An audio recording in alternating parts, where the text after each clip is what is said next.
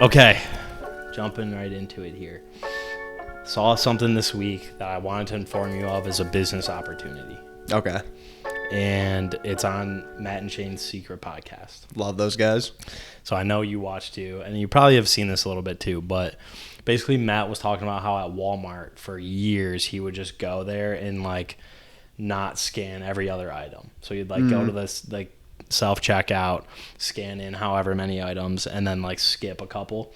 And then he eventually got caught, which I've heard that Walmart and these places will wait for you to reach a certain amount that you steal so that it's a felony. Rack it up to a felony. I think it's like $2,000, isn't it? Right. So I've always said you can kind of steal $2,000 worth of items from Walmart and get away with it. $19.99. But you got to really be teetering that edge. You might want to stop at like $1,500, not perfectly calculate, so it's a misdemeanor. But anyways, he was just talking about how his cop out was basically going to be, if they ever catch me, no one trained me how to work these machines. No one trained me on how to work a self-checkout machine, and I thought I scanned it. That's a good point. Right? That was his argument, and there's really no disagreeing with it. Yeah, like there's no, it's just, the what do you call it? Like the burden is on the buyer. Yeah. Like how are I'm supposed to come in and just perfectly know how to operate this advanced piece of machinery. Exactly. There's no training. I thought this was one of the Amazon ones where it just scanned everything as I walked through. Exactly.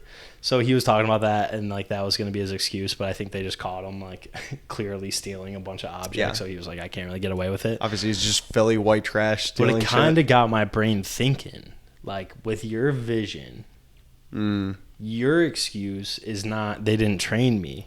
It's just I thought it scanned. Who put that on my card? I didn't even know that was there. I thought it was. Yeah, I didn't even know. Someone must have thrown that in my cart. I couldn't tell. That's actually. I couldn't see the screen. It worked, and it like, I could fake scan it and just hover it like 3 inches above the thing, so it looks like I tried, and be like, exactly. How was I supposed to know? I thought it made a beep. Yeah. I heard a little bloop. And then I just put it in the bag. I thought it was good. How am I supposed to know? I can't read the receipt. Right. There's no situation where I can't use that as a cop out. Like I was just thinking, if we ever want to steal some items, I'm here. I'm sending you in first. Yeah. What are they? Sorry, I'll pay for it. And I don't know. I was I thought I did pay for it. You guys need to make auditory receipts. It's not you guys have this technology. Make that technology. Yeah. But it got me thinking too. I think we were alive and aware of our surroundings when those things got introduced. Like, I think there was a time where I was going to stores and self-checkout didn't exist. Yeah. No, for sure when we were kids. I prefer people. Oh, I do too. I hate the grocery stores now where, not necessarily self-checkout, but if you go to Costco, there's 5,000 people behind you in line. The person's like, the cashier's scanning your stuff and whipping it just into a box, and then you just have to carry out like a flimsy cardboard box full of 5,000 pounds of groceries while everyone's like, get the fuck out of the line, it's my turn. Right. It's so stressful. But then you go to Kroger, you get a nice 2-person operation going. One person's gently scanning your items while another person kindly bags them. It's a little bit more, but I'm willing to pay for that. I like that experience. I like it's Great Value Center Marketplace. They got the best employees. Yeah. They're always commenting on my items. They're always like hyping me up, making me feel good about myself. Oh, you're getting a rotisserie chicken. You just come from the gym? Yeah, that's why I'm all sweaty too. Yeah. Clearly I came from the gym. I'm wearing a gym outfit and like it's freezing cold. I'm in shorts and a t-shirt. I'm sure there's plenty of people that show up sweaty in athletic shorts buying rotisserie chickens at Great Value Center Marketplace that are not coming from the gym. They actually said that they probably get 5 people a day that come straight from the gym and just buy rotisseries. Yeah, I think that's a common practice. If your gym was right next to a grocery store, why not? But anyways, episode 33. 33. We're so back and better than ever, as you guys can tell. Where are we? We're new good. Studio, baby. New studio. Sitting cute. New chairs. Flags in its permanent fixed position. Yeah. And I'm here with my friend Joe, who could go chop some trees down right now. He's full lumberjack mode. Thank you. I think you've used that one before, maybe. Probably. I do dress like this a good amount. Today you got The beard's looking a little extra orange, and then the flannel is just a classic lumberjack flannel. Thank you. I got a compliment on this earlier. It's a good flannel of mine. I'm here with my friend Chris, who must have grew a foot overnight last night. There's no way. Yeah, we sat in these chairs. We're finally like not sinking down in our seat, and like I can sit comfortably for an hour now, and not worry about my like 8 belly rolls that are going to be shown in the camera. But when we sat down, I was like, "Damn, Joe, I'm taller than you, dude. I know. I'm looking tall and large today." These chairs really are showcasing, I guess, the height difference. Because when we were on that couch, maybe it was the sag, but I swear me and Chris were eye level. I don't know. I like the setup though. It's classy. Again, well, do you want to tell the stories about how you got the chairs real quick? Yeah, so I was messaging this lady. Me and Chris were looking at chairs for a while, and then we kind of decided on these, and I'm messaging with the lady. I normally negotiate in person, but I was kind of hungover on Sunday, and I wasn't in like my beast mode mindset where I was like, I'm just going to show up and fuck on these people and get whatever price I want. So I'm checking my cash beforehand, and I asked Marissa how much cash she has, and it's a total of $157. And the chairs were originally posted for $250, but I like halfway negotiated. I said like, hey, I was looking to be at $150. Are you flexible on price? And she just goes, yeah, I'm flexible. And that's where we left it. So I was like, I can get her at whatever, basically. Yeah. And then an hour before I was supposed to go meet her, I just shot her one last message, and I said, hey, about to head out. I just realized I only have $157 in cash. Does that work for you? She doesn't respond. And the other message she sent before that was like, hey, I'm not going to be there, so my son-in-law Nick's going to be the one that meets you. And so I just so me and Marissa pull up to this place, and I get out there. I'm looking at the chairs. I'm like, nice. These look good. These look good. And then I just look at the dude. He's much taller than me, pretty intimidating dude. And I was like, hey, man, so she never responded to my message. We never really agreed on a price. I messaged her an hour ago, and I said, all I have is $157. And the dude just looks at me with his hands on his hips, and he just goes, sweet. Yeah, he did not care. Yeah. You could have told him you were going to give him $20, and you would have been like, sounds good. I was like, does that work? I can like Venmo if you need me to. And he goes, it's going to her anyways. I don't. What did she have him listed? $250? $250, yeah. That's a good steal. So we got, what, $93 off? Yeah. That's a good move, though. Just follow up and be like, this is all the cash I have. Yeah, this is everything I own. Yeah. You have to accept it or sell it to somebody else, I guess.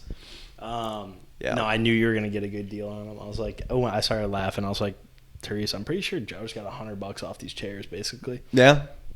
Which is ideal. We were looking to pay, I think we were like, our budget was $100 a chair. Mm-hmm. And we got a little steal on it. $80 a chair, about. A little money back. A little enough for a little Fireball pint. Yeah. Little Fireball pint. The smallest Fireball Another pint scam. that might not be a pint. Which leads us into what we're drinking today. Exactly. We got Easy Drinking Beers. We'll show the camera. Local company, Founders Brewery. I believe they're headquartered in Grand Rapids, if I'm not mistaken. Yeah. You know, I'm thinking about Founders and all the breweries in Michigan. Is there a better beer state than Michigan? No, it has to be. Dude, It has to be. You are never further than like a mile away. It's like, what's that stat with the McDonald's where it's like nobody in the United States is further than like 4 miles from the McDonald's? Yeah. That's how it is in Michigan with breweries. Yeah, that's very true. You're no longer than 2 miles away from any IPA that you want. Yeah. You're also, you could probably argue that in Michigan you're a half a mile away from a beer at all times. Yeah. Yeah. Even like in the especially country. us, because we travel. Facts. But I'm never leaving home without a 6-pack. We're going to be rating these beers on something Michigan also has a lot of: bodies of water. Mm-hmm. Different bodies of water. I've had my answer locked in ever since we decided this. It's going to be a creek, specifically my creek. I live next to, we just found out the name of it. It's not really a creek. It's called like Adams Drainage or something like that. It's just a sewer. It is basically. I don't know what. It's like a drain, and like I know down there it's like gushing water, and I don't know what it's draining from, but I guess it goes all the way there and goes out and feeds out into Livernois. We should put a raft in there, raft on the creek. Dude, I've been saying that. I want to transport in there. A lot of times when it's warm out, I've noticed it gets pretty low, but then when it rains, it's like it's a torrent of water going down there, dude. You could definitely, you get a little like canoe, kayak, It's pretty small. It is. It's like, I don't know. I would guess 4 feet deep. 3 feet wide. No, it's not. I would say it's like half a foot deep. Like what I'm gonna rate this off of is Lake Huron, which as my grandma would call it, Lake Urine. Okay, why? Because she can't pronounce it the right way. Oh, okay. So every time it comes out, it's words. Lake Huron. Lake Huron. I'm like, you can't say Lake Urine. That sounds pretty bad. Where even is that one? Is that east? Is that like? Don't ask me, bro. I know it was by my cottage up north, so it probably is northeast if I had to guess. I only know Lake Michigan pretty much. In between Michigan and Illinois. The reason I say that though is it gives me kind of up north vibes. Like you're on a body of water, but you're kind of trailer park watering it, you know? Like you're not on a good body of water where it's all warm. You're like, maybe it's... You got some zebra mussels cutting up the feet. Maybe it's too early in the season to be out by a body of water. Yeah. You're like wearing a hoodie and sweatpants out by the water. It's definitely not one of those lakes where they like chemically treat the seaweed to kill it. Definitely not. It's mush. The bottom's mush. And mush and seaweed. Yeah. And broken shit. glass. But you got your easy drinking beer and it's going to be a good day. True. This beer's made for people that are thirsty. Yep. So sponsor us, founders, please. Yeah, no, please sponsor us. We're going to be shooting for sponsors this year. That would be a goal by the end of the year, or by 250, whatever you want to call it. By the end of the year, get a sponsor. Mm-hmm. Even if it's a brand we don't agree with, we will still accept the sponsors. Yeah. Even if it does harmful things to everyone's bodies, if you're sponsoring us, we will support it. Mm-hmm. I'll change my religion, my creed, my race. I don't care. Whatever it takes to be affiliated with your brand, I will do it. But with this episode, we're going to be talking about little NFL draft preview. We got a little competition to go along with it. Stakes are high. In association with that, or related to, you could say, we're going to be talking about the 1989 Super Bowl with Elvis Presley. The Elvis Presley impersonating magician. Yep, and then we got a little game show talk, and we got an Artemis 2 follow-up. Mm-hmm. A lot of good topics. Don't forget, guys, we're still at 112 subscribers. No progress since the last episode.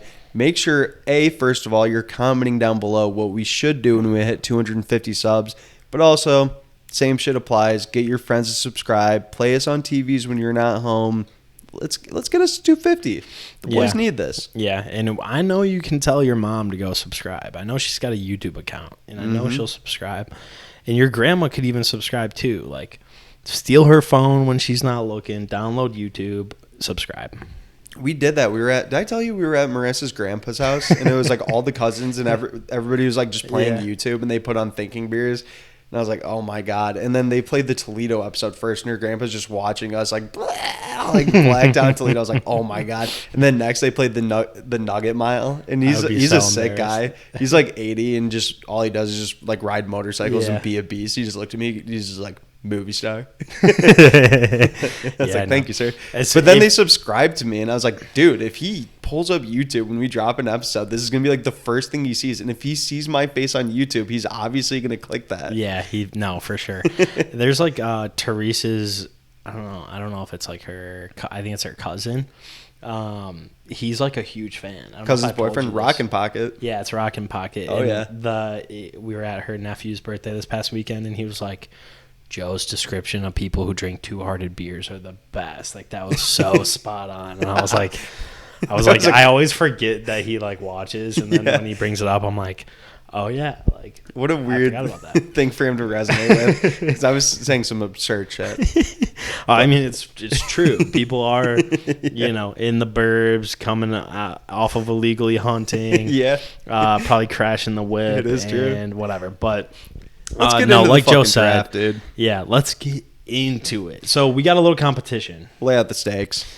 We debated on the stakes for a little bit, and this is what we ended up with. It's going to be very tough for us to get a single pick right. So I think we made the stakes accordingly.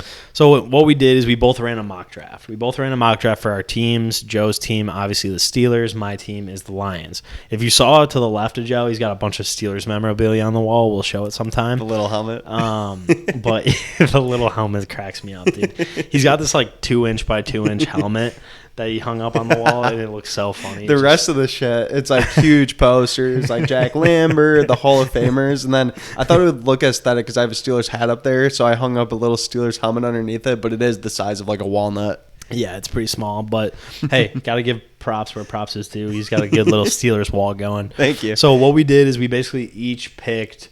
We did a full mock draft, and Steelers have 12 picks this year. Lions have 9 picks this year. Biggest issue with that is our teams are definitely going to be trading around a lot. They might not take a single pick in any of their positions that we did these mock drafts at. Correct. So the stakes are if one of our players gets drafted to our team, doesn't have to be in the same spot.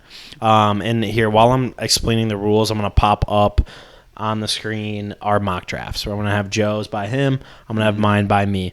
But the stakes are essentially if one of these players gets picked by our team, no matter the position, no matter if they trade up or anything, then that person who gets it right gets to select an item that the other person wears in the next episode of Thinking Beers. So it's like a per pick thing. You get one right, you get to choose one article of clothing. You get 2 right, you get to choose 2, and so on. Correct. If I get all 12 right, you're in for a long day, dude. Yep, you need a lot of accessories at that point.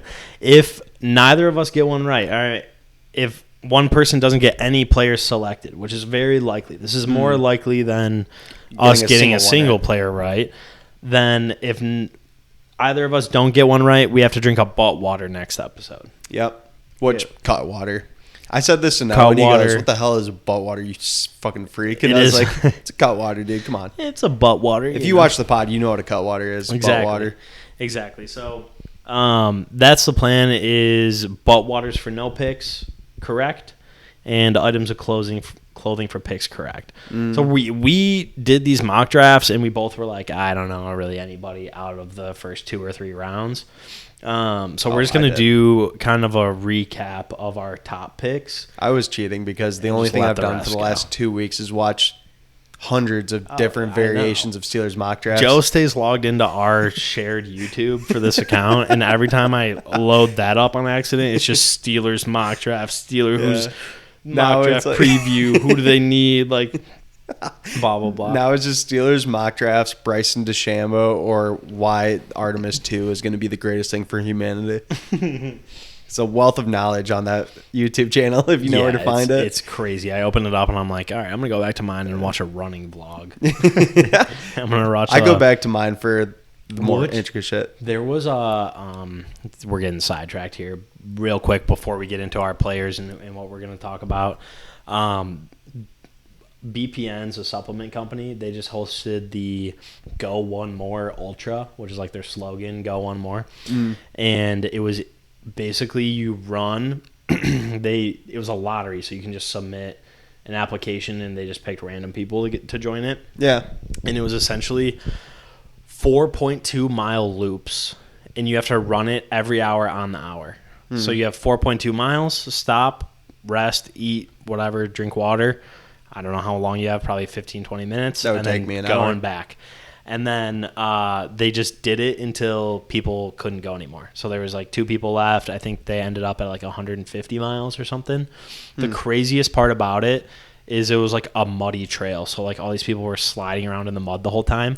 They had a guy who's a dog. He was like a ex-military guy and like just an absolute tank of a human. I don't know the whole story behind the guy, but he lost his legs, so he's in a wheelchair. And he did this thing. That's cheating. He did this whole thing. He did 100 miles in a wheelchair. And since it was so muddy, easier. It was in mud. He probably had like fucking monster truck tires on his wheelchair. No, he had it was a normal wheelchair. It was like a speed wheelchair. I don't know if you've seen those. He probably had a cheating engine on it. It was an e-bike like that you ride around in the city. The last mile, it was like the most inspiring thing ever. like kept getting stuck in the mud because the mud was just like piling up in his wheels. Yeah. And he got out of his wheelchair and just was dragging his wheelchair across for like half a mile to the finish line. And that's how he got to like the 100 miles was literally dragging his wheelchair with no legs. I shouldn't laugh, but that just is objectively a pretty funny thing. It is. So that's the type of grit I'm looking for on the Lions is what I'm trying to say. Okay. And I'll start it off. I'll start it All off. right. What you got? Who's got that grit? Caden Proctor, dude. Caden Proctor. For if you don't know him, guard, which one are you tackle? I don't. He's projected to be a guard in the league, and I just want you to know that it's fine. His but arms he can play tackle. He's huge. The tackle threshold for arm length is normally 33 inches. If you have less than that, you don't. Most NFL teams won't really look at you as a tackle, and his arms are 32 and a half, I believe. The other pick is Caleb Lamu from Utah. Yeah. Those are the two that a lot of people have mocked. I like Caden Proctor. I think we could slot him at tackle. I still think he's bigger than Larry Borum, who we just got from Miami, who is like maybe a starter.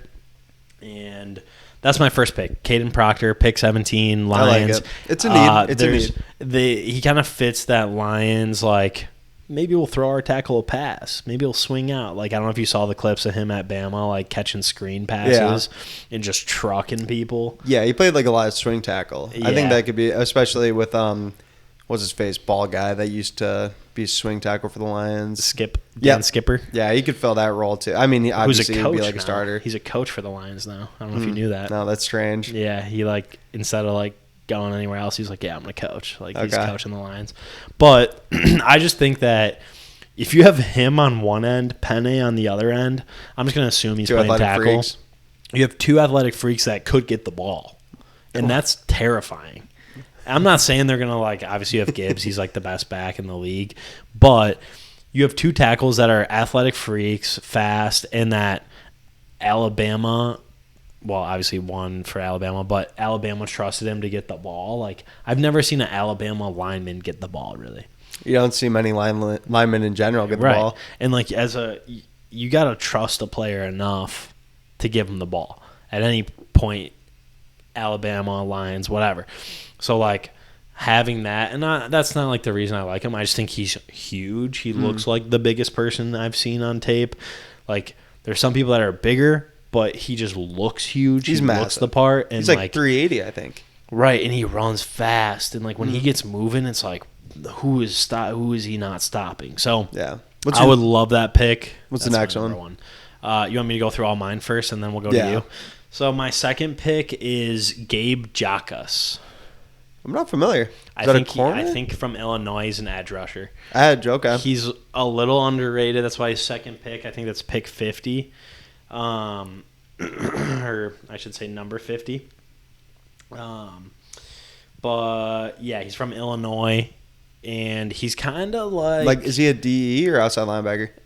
More of a D end. Okay, like an edge rusher. So he reminds me of James Houston, but if James Houston didn't go to a HBCU and went to like a Big Ten school or like a school that actually mattered. Got proper coaching and actually learned like the fundamentals of playing football. Yeah. He's got that like weird bend and he's quick and he's like... So he's more like a speed, get you like underneath or around type of guy? Yeah, yep.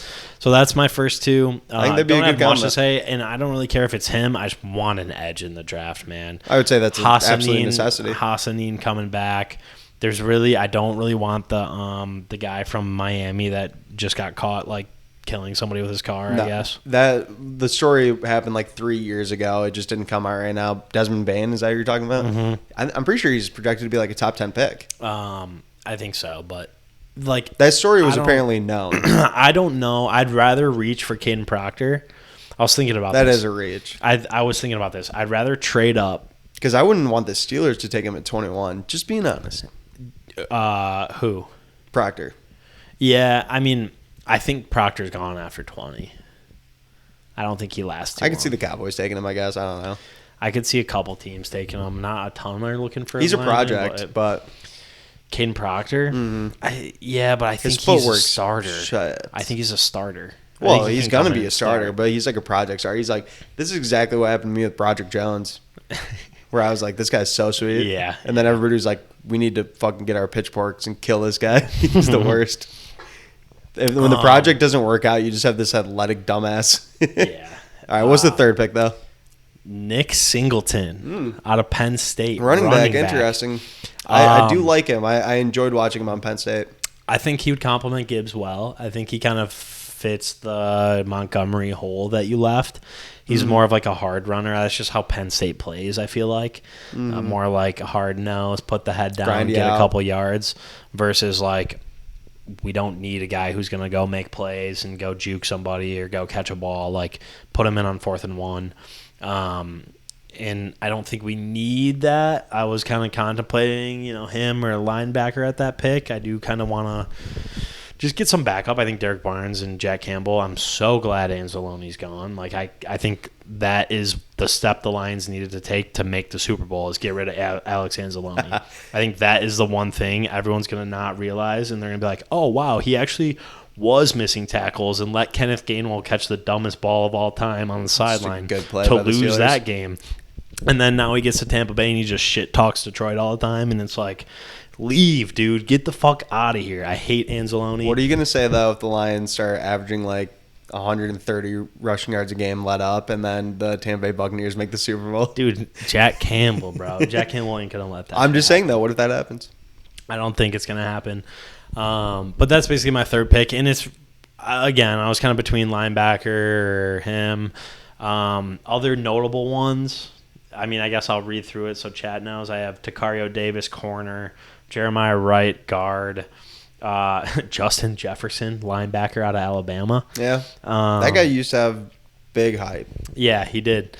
And also Lorenzo Styles. They have him going so late. He's a corner from Ohio State. I don't know if he got hurt or something. Not familiar. And then my last pick is pretty notable, Diego Pavia. Yeah. I don't really care if we get Pavia. I just want a quarterback late in the draft. Yeah, Like, they're go saying get Taysom somebody Hill. late.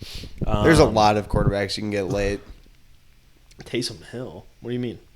I think part of my take was saying that Pavia could be like a Taysom Hill type player because he's just like an athletic freak type of He's like just small. winner where he comes in for packages. Taysom Hill's small. I think he's like 5'10". Yeah, when I was watching the Gruden, you know how he does the quarterback camp or whatever. I just liked him a lot. Like, who goes? What was he playing? Like San Diego State or no? No, weird. New Mexico State. And like that For team Vandy. never won, and then he gets them to win, and then he goes to Vandy. They've never won, and then he gets them on a winning record and beat He's a winner. Auburn, and he is. So it's like, I like that guy on my team. I'd like him to back up Goff. I would honestly like him more than some rando in there. Kyle Allen. Right. Like, Kyle Allen got picked up by the Bills, I think. Yeah. So, like, we have no backup. We have Teddy Bridgewater, who was coaching in high school last year. Yeah. So it's a little concerning. I just want some quarterback, but Diego Pavia I think would be sick. I don't think we're actually going to get him now. It's kind of just for funsies. So that's really all I got. I don't have too much to say. The one thing that pissed me off, Brad Holmes, if you're listening to this, you had a press conference this week as we're recording this week, and he said, I forget the exact question that he was asked, but he basically said, I think fans think that I go all in too frequently, because somebody said, like, hey, Brad, would you ever go all in? Like, do you think you're close to going all in and making a splash as an edge rusher, a splash and whatever? And he was like, I think I get criticized for going all in too frequently, and I don't go all in. Like, some people think that I'm doing it too much, and that's what got us in this position. Nobody's and it's ever like, said that. He's no one has psyoping. ever said he's gone all in, and he's not. He's never gone all in. So it's frustrating to hear. I think this is also the first offseason I heard that him and Dan disagree with the way that they're approaching it. I think losing Ben Johnson was clearly a bigger loss than we thought. But I'm kind of hoping that honestly, I kind of like that. The guy from the Cardinals we signed, I already forget his name. Weird bald freak vampire. Yeah, he looks like that little blue goblin from whatever movie Minion? that is. But I kind of like him because when I go back and you think about the last season, Arizona had no business being good at offense. Like, having a good offense and having a good receiver. They had to go. Jacoby Brissett. Yeah, I mean, Dude's a winner. You have a vet. He's basically equivalent to Teddy Bridgewater. No, he's one of those backup quarterbacks where he'll just go in 400 yards, one touchdown at most, dude. One interception at most. Doesn't even matter. And he had gunslinger. And he basically turned, what was that guy's name? Michael Wilson? He turned him into a star. Yeah. Like Marvin Harrison's supposed to be the star. He doesn't really do well. And then boom, this guy's a star. Good. So I think it's like I don't know who allowed the decision to hire dumbass John Morton last year. And I don't understand how that even got approved or crossed the board. Because they think that they're so smart. It was like, oh, we don't really need an OC. Like, Dan can kind of do it too. And it's like, no, we need an OC. Rod's not so cute anymore, bro. Drew Petzig. That's what it is. And he stood up in Ben Johnson's wedding. So that means that they've definitely had drunk conversations about running offenses. Yeah. Which means they think the same way. So I'm very okay with his signing. Think he'll be able to get J-Mo the ball. Think he'll be able to get people the ball. I also think the Greg Dortch signing is super underrated. I think that's a massive upgrade over Khalif Raymond. And I think he knows Drew Petzig and whatnot. I would say that's a lateral at best. Khalif's small, and he's never done anything. He gets 20 yards here and there on a kick return. Greg Dortch can make big plays. He can make splash plays. So... and I was getting worried we were going to have to put J-Mo back there for a while, which I just don't want him to get hurt. So yeah, you don't want that. Let's keep it chugging. That's basically all I have to say. Let's hear about the Steelers. I'm going to rip through mine pretty quickly. Nobody watching this is a Steelers fan, so I'm just going to let you guys know what I picked, why I picked it super quick. First pick, number 21, took Denzel Boston. Not necessarily who I would want most. He's a big body receiver. He has the same kind of build and skill set as DK and Michael Pittman, but Steelers seem to be in love with him. They took him in. You guys got Michael Pittman. Yeah. He's that's soup. I love him. We're still going to go receiver in the first round and flush it out. I think it's going to be similar to kind of that Tyler Lockett and DK Metcalf situation when they draft JSN. You don't need him, but in 3 years when those guys are gone, you have your wide receiver one. Mm-hmm. So we're going to go wide receiver in the first round, and just everything I'm hearing, they love Denzel Boston. And apparently we're just going to have 3 starting wide receivers that are all 6'4", and it's going to be a freak show out there. And then pick number 2, I took who did I take? Rutledge, yeah, so he's a guard. I mean, how's your line looking? I don't know anything about Steelers line. The right side of the line is one of the best in the league. Zach Frazier, our center's goated. Mason Graham's very good, and then Troy Fontanu on the right side is just very reliable. It's one of the more solid right sides that you could have. We lost our left guard to free agency. Why am I blanking? Isaac Seumalo. He went to the Cardinals, so we're looking for a guard right now. It's I don't know. They're saying they're very confident in having it be a vet battle. But it's between a former 7th round pick and then it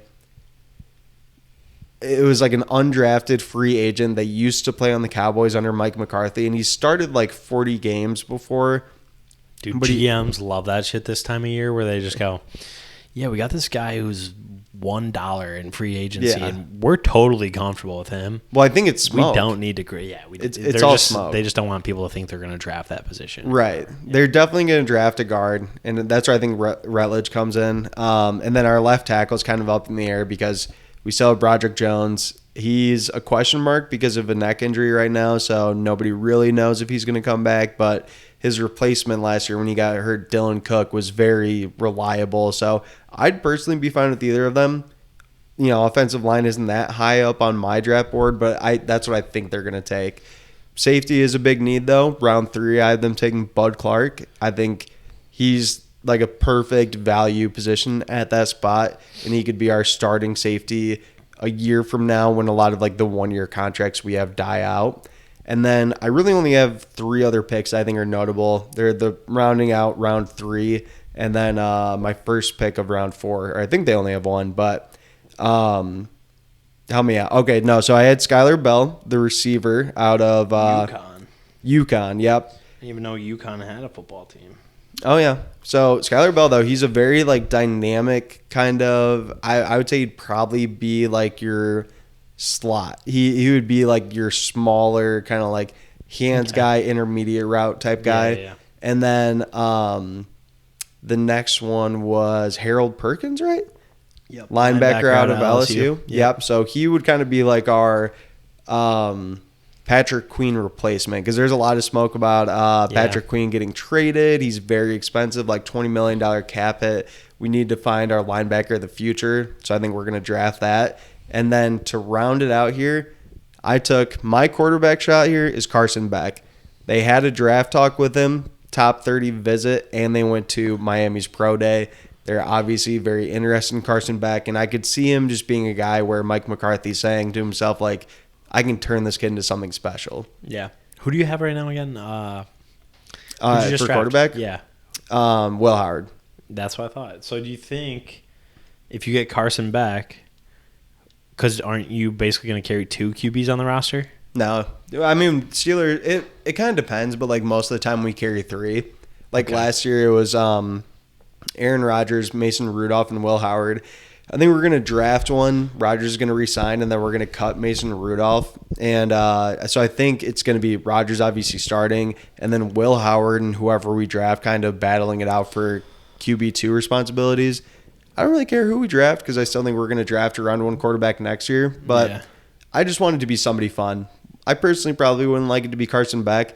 I would like a Taylor Green, athletic freak. Drew Aller would be fun, because anybody that used to be like a former first-round pick, or not former first-round pick, but like used to be projected, I look at that shit as like value. Like Cade Klubnik or Garrett Nussmeier, any of those guys. Yeah. I look at that and I'm like, dude, you get that guy in the 6th round, like he just had an off year. That talent could just flood back. You never know. Yeah. And that's why I almost look at it as like a good late QB draft. That's what I was thinking for the the Lions too. It's not. I wouldn't say it's necessarily like a good late QB draft. That's just where all the quarterbacks will be drafted, because it's not top heavy. You think by the end of round 2, you think over or under 4 quarterbacks? Under 4. If Mendoza and Ty Simpson, and then who else? Who else until round? The next up is Drew Aller. Nussmeier. Is Nussmeier ahead of Drew Aller? I don't know. I could be saw wrong. Aller on the mocks later than Nussmeier. Maybe. I don't know. I haven't been too focused on those guys, I guess. You're right, though. It probably will be a mid round. That's why I like the Lions taking one this year. It's not a big risk. You're basically like, Hendon Hooker didn't play out for us. Picks. Like, let's just start over with a Hendon Hooker type pick and see what happens. See if you can develop him into a backup. But there is one more guy, actually. His last name's World. Can you check on my mock? He is a huge freak tackle from Oregon or Washington. Isaiah World at Washington, right? Oregon. Is it Oregon? Yeah. Okay, mix it up. But he used to play on the opposite side of somebody that the Steelers had for a second. But he's just like a huge athletic freak project. He was supposed to be drafted much higher, and he's just like a beast of a man. That Isaiah World, that is my sleeper Steelers pick. I think that if I was going to bank on them drafting one guy, it's going to be that guy. Yeah, let's have one all-in pick. Like if you pick your all-in pick and they take them, oh shit, then I don't even know. You have to drink 2 butt waters. The other person has to drink 2 butt waters. Damn, I don't know if I want to make that my all-in pick then. My all-in pick would be Lorenzo Styles, cornerback, Ohio State. All right, my all-in's going to be Carson Beck. I think they really like him. Okay. There we go. Bet. Lock it in, dude. Shit, my answer's so. I know. I'm like holding beer in, Mike. We really need a table. We'll have a table next episode. All right, let's get into the nitty gritty though. The 1989 Super Bowl halftime show with Elvis Presto, the magical Elvis Presley impersonator. Yeah, so I didn't know Elvis Presto existed. My grandma's a huge Elvis fan. You guys have seen me in the Elvis shirt before. This is just so off topic, but I was actually asking my grandma on Tuesday. I was like, if I get a tattoo for you, she was like, you don't have any tattoos. I was like, yo, I want to get one for you though. And she's like, why me? And I was like, let's be real here. You're not putzing around too much longer. I didn't say that, but something to outlive you. I want to get something like lottery related, but I thought I could also get something Elvis related because she's always talked about Elvis, how much she loves Elvis and whatever. Yeah. She actually she told me that she used to date Elvis. I believed it, and then when he overdosed, I called her and I was like, "Can you believe it?" And I was like, "How upset are you?" She was like, "You really thought I dated him?" I was like, "Oh my god!"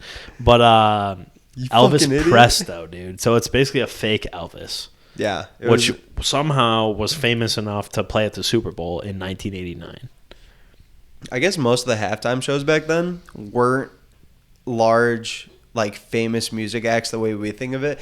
It was like shows. It was like shit like this. Like dude's gonna come do a little magic. He's gonna do a little, This not guy lip did syncing, but everything. he's- Let's not sell him short. This guy did everything possible. Well, He kind Joe of. sends me this YouTube video, and you can just look up 1989 halftime show. And The watch NFL the just whole posted thing. like 3 years ago. It's one of the greatest videos I've ever seen in my life. It's crazy. He's good at singing. He's very good at singing Elvis And songs. he sounds just like Elvis. But it also made me realize, like, I think That the was pretty only easy. songs from the 80s, like there was like 5 songs, and that's it. It's all the same shit too. It ain't nothing but a hound dog. It's You like know what I mean? 5 lyrics. It's like go rock. Yeah. rock this inside out. Yeah, they were just saying It was like just- they were saying yeah. directions and verbs. It's like gonna dance up here, dance out there. It's just like, all right, stop giving me directions, bastard. Tell me some real shit. So But, this guy dude, gets it's the on. best Somehow he gets acquired to play at the Super Bowl. Yeah. I will say, very similar structure to what they still do today. A lot of people dancing around Hell the of a stage. show. Oh my god, they must Big have had show. How many side dancers would you say? 200? Oh yeah, I mean it's the same as today. Like there was a ton of side massive dancers. production. Although everyone was in very nice looking long dresses, no skimpy outfits. Yep, no sluts Everyone- at the Elvis Presto show. Yeah, no sluts allowed at the Elvis Presto show. So I will say that. So no, this is the best part. He was singing. He was just singing Elvis songs for like 6 minutes. A huge part of his personality was apparently that he did magic. And then I didn't know that watching the video. It's so funny. the magic portion comes on, and he's just standing in the middle, and there's like these girls like walking around him like singing, and they're like, how loud you scream picks the card. And he's like, I'll say the card and you guys scream. If I pick the card, I did the trick right. And then everybody in the crowd's like going crazy. And he's like, king of clubs. And they're like, ah! And he's like, ace of diamonds. Ah! And then he lists out like all 4 of the cards. And he's like, now for the trick, look under your seat. Is the king of clubs you guys just cheered for. And everybody's like looking under their seats, picking up a king of clubs. They're like, what the fuck? How did he know? How did he know? Yeah, it's so funny. And they have like the cards on the field. Like they had people like a banner, like how they hold the American flag. Yeah. They had like them holding the cards, and then they'd be like, cheer, and then whatever's louder. So obviously they made it seem louder for the card that was under everybody's seat. Obviously, it was going to be the one that he planted under everybody's seat. And So lift up that your was seat and you'll just see the the beginning, though. That was just the start of the halftime show. Then he goes. I mean, he sings a couple songs in between, and then from there he's on motorcycles. Yeah. He's riding around the whole stadium on the outskirts. That dude, this is in the middle of the Super Bowl, and him and like 10 of his boys are just in a full motor brigade ripping motorcycles just around on the field. I was expecting what's that guy's name? Full oil, like gas powered I motorcycles. was expecting the way they were dressed, because they were in like full like Evil Knievel outfits. I was expecting an Evil Knievel jump, like I a know. magic jump. They should have. And then but they were just did- tearing up the grass. Right. Well, I think they had little tracks, maybe like a little carpet. Did they? Oh, I didn't Like notice a little that. I thought they something were on just them. ripping on the field. They were like on the outside. I literally thought he was leaving. It looked like he was by the tunnel, like driving in circles. And then he comes back, and then they do that classic trick where they look like they split somebody's body in half Yeah. in the box or whatever. Yeah, I was that like, was his second magic act. I was like, you know what that made me think about too is like, okay, so if that happened in 1989 and then people were still doing it, I think I was still seeing that trick on like America's Got Talent in like 2010. Like, how did that trick fool people that are our parents' age for 20 years? Yeah. Literally, No way like, they're going to cut him in half again. Oh, they put him in a box and he split in How half. does this person keep fusing back together again? This How doesn't do make people any keep sense. getting away with this? That happened, and then that's really all I remember. The commercial at the end was hilarious. That's pretty much all it was, yeah. It's like, are you a man? Yeah. Do you play football with your son? It was like the most absurd commercial, but Just that's different Elvis time Presto, back then. man. It reminded me of it made me think of, half times of old. And the only other notable memories I could think of were Selfie Kid. Remember that with Justin Timberlake? Oh, yeah. Where it's just that weird freak looking kid. And he's like, Yeah. Taking that selfie. And then the one, was it with 50 Cent where they all like took the knee for like, Oh, I don't know. It was stand in definitely solidarity? whenever it was Kaepernick. It was probably the Yeah. blackout Super Bowl or whatever. I can't remember, but it was that was the last Super Bowl halftime show my dad watched, and he was definitely watching the Kid Rock one this year. Yeah. And then, well, yeah. the Bad Bunny Kid Rock one was hilarious. Oh my god, it was so bad. All right, I'm sorry, I gotta go pee. I'll be right back. You're good, bro. Yeah, so anyways, Elvis Presley was the greatest to ever do it. I love that guy so much. And it kind of, the last thing to wrap it up on that, nobody's doing that nowadays, bro. We could probably get famous just by being like, you know how Justin Bieber just played at Coachella? Yeah. I'm a Justin Bieber lookalike. Well, I heard that was bullshit. Wasn't he just playing shit like on an iPod and lip syncing to it? I honestly thought that was the coolest thing an artist done in a while. What? He was singing it. People are like, he didn't sing. He would sing it, but he would pull up, like he had like, it was kind of like you could see the back of his screen, but he would like pull it up on YouTube. He'd be like, who remembers this song? And he'd pull up the YouTube video, and then he would just sing over it. So I didn't watch the whole set, but that was me when I was hammered at the jungle after a social. I'm more of Who remembers this song? I'm more of a I'm more of a in the Yuma type of guy, which is like the house where they play house music there. I also, did you know this about me? When I was in like 4th and 5th grade, I had Justin Bieber hair. I used to do the Justin Bieber hair flip. I did. And neck used to creak. Yeah, So literally like crack. Even Even though I had the gayest, like, my hair was never meant for that. Your hair is pretty straight, so your hair was meant for that. It was absurd, dude. Yeah. It was the craziest thing. So, moving along here, we have a good game show to talk about. Mm-hmm. So, I'm sure those who are going to see these TikTok clips and, reels and shorts and everything, you guys probably know this guy. His name's Togi. Joe isn't hip to the streaming world too much, but I like to keep him updated on it. I keep him in the loop on Clavicular, I appreciate OD, keep him in the loop on some other stuff. And it's crazy that, like, I think streaming is basically for the young kids. And it's like, and then we're a little in the older age where we watch YouTube videos. Yeah. But sorry, I like to be educated. Basically, this guy Togi, and I already explained to Joe, I'm not going to explain who Togi is, but he did a game show. He put $900,000. He put $1 million into it. And this, I think it came out a couple months ago. What does he normally do? He always just has crazy ideas. He just had a video. So he's like a Mr. Beast. Do you know who Bradley Martin is? Yeah. Oh, yeah. He went to Bradley Martin's gym, and he, like, while Bradley Martin was gone, he turned it into a teriyaki chicken restaurant and, like, literally fucking renovated the whole thing, built walls, and, like, had people come in and, like, was serving food to people. And then Brad Martin came in, and he was like, Brad, you like it? And Brad's like, what the fuck is happening? Yeah, here? obviously that would piss me off. So he does stuff like that. Wait, how do you get away with that? Ridiculous stuff. Did it seem like it was fake? No, it was like legit. It was Dude, like Togi's Teriyaki, and it was like literally like I would be so pissed. A restaurant full of tables and people that were like ordering and stuff, and then like if I spent my whole life building up a fitness YouTube channel and I finally built my old gym and I was like very proud of it. It was definitely like some guy named Togi. Like at the end of that video, some some kid like dove through the wall and like broke the wall down. Like it. I bet you could do that in a day, build it, take it down, and like get away with it. Like it'd be fine.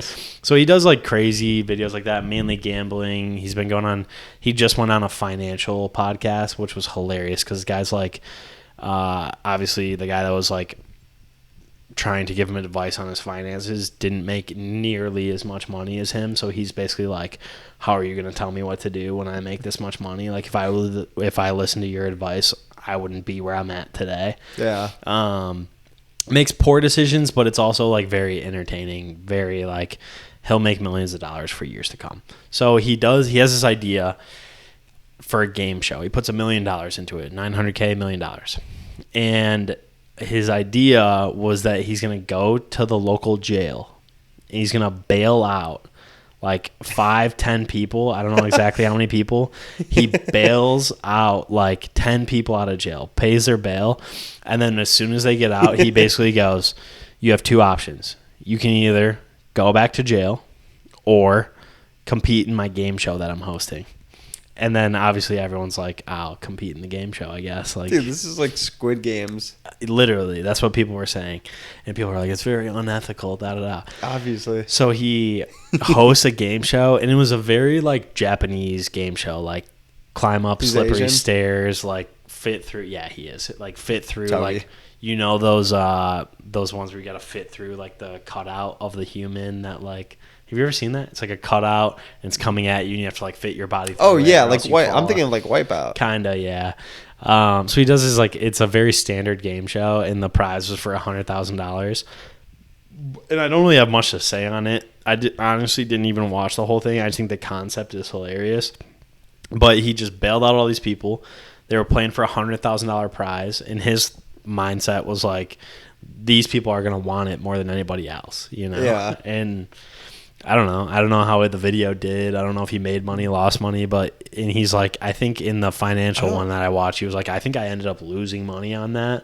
But at the end of the day, like, I'm going to live my life and I'm going to say, at least I tried. At least I got to see what happened. And, like, I did it. So, like, when I'm on my deathbed, at least I can say I built out 10 convicted sexual predators and made them go through a Wipeout course for $100,000. It's so I will be such content. a funny concept. Like, I thought that was the funniest thing. I was like, you can do that? No, Like, you can't do that. You can just go bail out He's whoever the you only want. person that can do that. So, thought that was super interesting. But You don't know who won? I would know love who to know won what or, crime like, they committed, what they were in jail. If you're in jail, though, it can't be that serious. Like, you're probably... It was all people that were, like, about to be sentenced. So it's, like, people that, like, did something bad enough where, like, you're going to go to jail. Obviously, it's not, like, a small crime, but... You mean, like, to prison? Yeah. Oh, okay. So it was something pretty serious. Mm-hmm. I don't know if I like that. So he basically just set all these, like, freaks back into the wild. Kind of. But I don't know how bail works, but you got to go back. Oh, do you? What's the point of bail, then? Well, bail is, like, you can come out and then you get sentenced, and then that's when you actually... Bail What's is, bond, like... then? Well, that's, like, when you're... I think bail and bond... Your bond is just the amount that you post for bail. Oh, is it? And I think I could be wrong about this, but I'm pretty sure the way it works is like, let's say you kill somebody today. You're going to go, killing's a little absurd. Let's say you do something really bad. I don't know what it would be. Hit and run. Sure. Let's say you do that. You're going to go to jail. You're going to go to jail and you're going to sit there, but you could post bond, aka make bail, and get out for a month or two before your sentence. That doesn't feel like that's how it should work. I know, but also innocent until proven guilty. Well, yeah, but I'm just saying, like, if they very much so suspect you of doing a heinous crime, just because you have enough money, I don't know if you should just be able to go back out in the cut. I agree. And I don't have much more to say on it. No, I love wanted it. to I think that's explain super the concept sick. of I was like, dude, that's the funniest game show concept of all time. No, that's hilarious. And I do miss shows like that. I think that'd be a super fun thing to watch. I'm probably going to watch that tonight. Right? I kind of want to. I honestly didn't really watch a lot, if any. I watched like 10 minutes of it. I just knew. Like, How do you think you would do on a course like that? What do you mean, like a Wipeout type of like? Actually, good. like, when I used to work at Bounce U, they had the Wipeout balls, and I when I started, I sucked at them, and then I made it a point to learn how to do them really well, and then I got to a point where the parents were giving me hella tips, and the kids loved me because I knew how to run. I knew how to run across the Wipeout balls, one step each ball. Yeah. Did you ever watch American Ninja Warrior? Yeah, dude. Do you think you could even make it 15 seconds in that course? There's some parts I don't think the monkey bar climb the parts where you have to swing and maneuver your body to jump, kind of jump swing to the next thing. I couldn't do that. Grip strength isn't there, and it's also I also way too much. Right, and I also don't know if either of us would be that good at knowing our body's position in space to be able to okay, if I swing perfectly, this trajectory will get me over there. How the fuck do you even train for that? That's a good idea. Comment down below for 250 subs. They make Wipeout courses. We could go do a Wipeout course. It'd be pretty fun. That would be. I would be really bad. How they have those things where they just go down, swipe you off. I would just be getting fucked on. Those are easy. You just got to know above or below. You got to know you jumping above or you riding below. We used to have something similar at Bounce U too. Last topic. Yeah. Hobson. My favorite rapper of all I don't. time. I don't know really any Hobson songs. Joe just want to talk about Hobson, I guess. No, So. I've been wanting to talk about Hobson for so long because I used to listen to Hobson damn near religiously. I would be willing to say he was my favorite rapper, or favorite just musical artist for at least like 3-4 years. Noah has a funny story about when we were in spring break sophomore year, and I would just go to bed listening to Hobson every night. I've always had a strong affinity for him. He's Black Eminem, but worse. And so I just wanted to talk about his kind There of... is no Black Eminem. He would be it, though. You can't be Black Eminem. The point... Eminem's Eminem because he's white. But the point is, this guy's Black Eminem because he is corny and, like... He's like the corniest black dude, and he like tries to be Eminem by being. He wore like white contacts, and he like tried looking weird, and he would like be all like lyrical and like I'm better than this fucking bullshit rap game, like because I'm smarter and I can rap better and smarter than you guys. My lyrics are more intellectual than yours. Exactly. Yeah. So when he started off, and Ill Mind of Hobson 4 was kind of like one of his first big songs. And that was a classic. Like, it blew up. That had to have been like 2010 or something. And it blew up because he was talking shit against like Tyler, the Creator. He was like, fuck you, you're whack. Your lines are all whack. He was talking shit on Lil Wayne because he was saying like he doesn't know how to rap and like all this shit. And it was like, it wasn't like a diss track, but he's had some like lines in there that got some buzz going. You know what I mean? Yeah. So it kind of cemented this guy's personality and what he was going to be. And he was just kind of like a shit talker, you know what I mean? Yeah. And then Ill Mind of Hobson 5 drops. And that was basically, I don't want to be crass here, but it was basically just a diss track on like black people. Because he was like all the lines in that song, he was like, why are black people the only ones that play basketball? Because you guys don't know how to do he was like saying like, you guys don't care about anything. You guys just care about like rap and basketball and like all this shit. And like he was just talking about like the culture and everything and how, you know, like you guys need to take shit more seriously. And like me, like I'm such a genius and look at me and how smart I am. And like if you guys thought and acted like me, we'd be so much better as a community and shit. Yeah. And that was like one of my favorite songs like when I was growing up. And then like he continues on this kind of path, I guess, where one of his next songs, he tries making these like deep lyrical songs. One of his next ones was a diss track basically on his buddy that overdosed on drugs and like mentally wasn't there anymore. It wasn't like a diss track, but like it kind of was because he was like pissed and he was like, I can't even fucking talk to you anymore because you fried your brain with drugs. You used to be my best friend and now I can't even fucking talk to you. Jeez, dude. Like he basically. I feel like a lot of artists are like, I need to make like as soon as something like tragic happens in their life, they're like, I need to rap about it or I need to write a song about it. And it's like sometimes just take a couple days, maybe take a week, and then rap about it. Yeah, but dude, I just thought that the premise of that is so funny. Like your buddy just gets fried out on drugs, and instead of like being there to support him, he's like, "Fuck you, dude! You ruined my life. We used to be boys." And then one of his next songs, this is one of my favorite ones. It was just a diss track on God. He was like questioning his religion, and he was like, "Fuck you, dude! Like, how am I supposed to believe in you? If you're real, come show me. Like, give me another Jesus and like fucking make me believe in you or else I don't care. I'm not gonna believe in that." And I was like, dude, how are you gonna diss track God? Something we have to agree on is we can't pencil ourselves into a small box. That's what happens to so many people that get famous. Is they like Hobson. I don't know Hobson that well. Yeah. They only can write diss tracks, right? They only are famous for writing diss tracks on other people. So, like, who do you keep writing diss tracks on? You just run out of people or you run out of whatever. You're first on my list, dude, if I ever need it. If we ever lose Cloud, I'm writing Chris diss track immediately. I'm calling it Chris Girl's Penis Part 2. Hey, Part 1's not too bad. Nick actually just texted me the other day about that. He was like, you remember someone wrote a song about your dick? Yeah. I was like, yeah, Chris Girl's Penis. No, but then, like, to finish it off, I mean, obviously Hobson fell off. He hasn't really made music in the last 5 years because he never got canceled.